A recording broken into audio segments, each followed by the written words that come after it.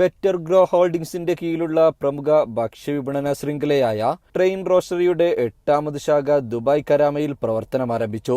Better grow holdings chairman Ayyub Kallada, RJ. Mithun, ABC group MD Muhammad Madani, IPA chairman Riyas Kilton, Shamsuddin Nellara, Burjeel Geojit, founder director KV Shamsuddin എന്നിവർ ഉൾപ്പെടെ നിരവധി പേർ ചടങ്ങിൽ പങ്കെടുത്തു.